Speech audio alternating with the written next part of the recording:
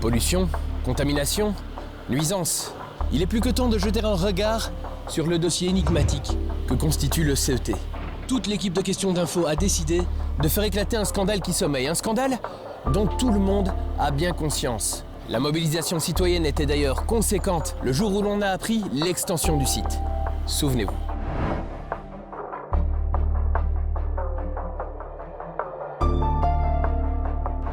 Le CET est installé depuis 1990 dans une ancienne carrière à cheval sur les communes d'Oupeille et de Visé. Ici, toutes sortes d'ordures sont acheminées chaque jour, à commencer par les déchets ménagers résiduels. Tous les déchets ménagers résiduels. En tout, ce sont près de 140 000 tonnes d'ordures qui sont déversées ici chaque année. Rendez-vous compte, 140 000 tonnes. 140 000 tonnes. Et là, doucement mon petit bonhomme, il serait bon de souligner qu'il s'agit uniquement des déchets ultimes qui n'ont pas encore de solution de recyclage ou de valorisation. Ce sont les déchets de classe 2 non valorisables ou qui ont été traités en vue de réduire leur caractère polluant ou dangereux. Ces déchets sont répartis dans 2 zones. Dans la zone A, on retrouve les encombrants non valorisables, déchets ultimes des divers centres de tri. Ces déchets, on les compacte et on les broie pour maximiser l'espace. L'idée, c'est de gagner de la place, quoi. Dans la zone B, on stocke le résidu d'épuration des fumées d'incinération d'ordures ménagères, ce qu'on appelle le réfioum inerté et l'asbeste-ciment, plus connu sous le nom d'amiante, que l'on trouve par exemple dans les plaques d'éternite. Oui, peut-être que tous les déchets ne viennent pas au CET, mais pourtant, la pollution de l'air engendrée par le stockage de ces déchets est-elle bien réelle? C'est un véritable fléau pour les habitants de la région. Ouais, enfin, à ce détail près que tout a été pensé pour avoir un contrôle et un œil sur une éventuelle pollution du site. L'élastique est coincé en fait. Des ruches ont été mises en place pour une biosurveillance apicole du CET. Le risque sanitaire est évalué par l'analyse et l'étude portant sur la qualité du miel et des abeilles. On compare alors les résultats du rucher installé sur le site du CET avec ceux de ruches témoins installés en dehors du site. Et puis les abeilles, c'est bien joli, mais un contrôle de l'air est aussi réalisé au moyen de 2 cabines d'analyse à l'est et au sud du site. Elles mesurent en permanence les taux de méthane, d'hydrocarbures, de dioxyde de soufre ou de sulfure d'hydrogène. Et puis, pour ce qui est des odeurs, en fin de journée, les déchets enfouis et compactés sont couverts par du compost maturé ou une bâche. En plus de cela, le CET est équipé de rideaux composés d'un ensemble d'atomiseurs qui pulvérisent un produit anti-odeur contenant des huiles essentielles. Et pourtant, clairement, on ne nous dit pas tout. Des cheminées comme celle-ci sont disposées un peu partout sur le site. Que cache-t-elle? Et surtout, que devient le gaz qui en émane?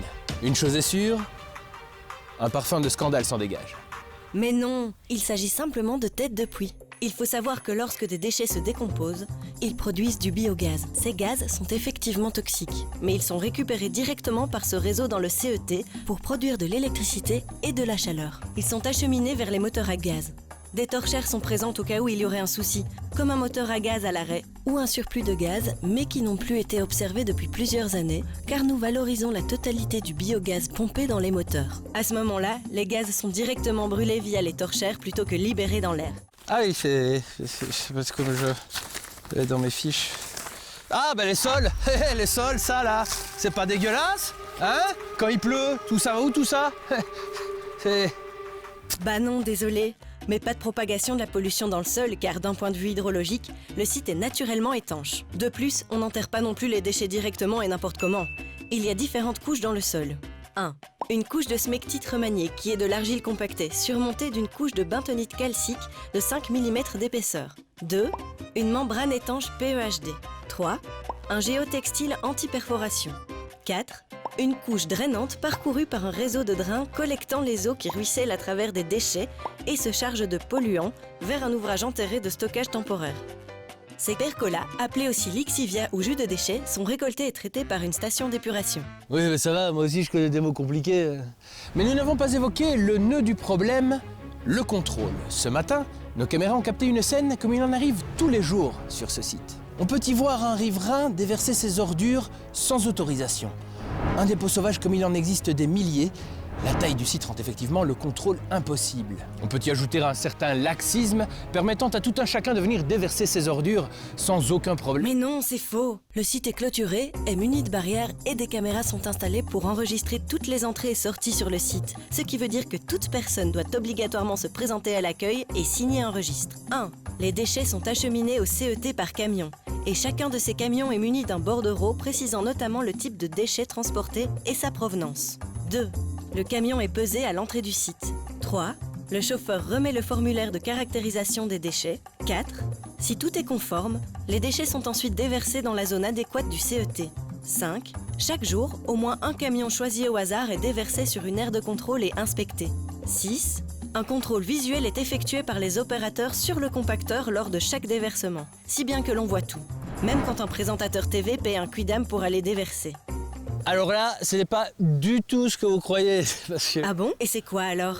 parce que c'est un copain, comme on joue au loto, il faut bien que je bouffe, quoi. C'est comme ça. Ah ben oui, mais faudrait peut-être commencer par arrêter de voir le scandale partout, Pépère. Pépère! Ah bah d'accord, je vois, on commence comme ça. Et il parle souvent tout seul comme ça? Ouais, c'est de plus en plus souvent, ouais. Ah ouais, quoi? Eh ben viens te battre. Ça fout, Eh ben, ça fout viens un peu te les boules battre. quand même. On s'y habitue. Qu'est-ce qu'il y a? Qu'est-ce que tu vas faire? Comment tu vas faire?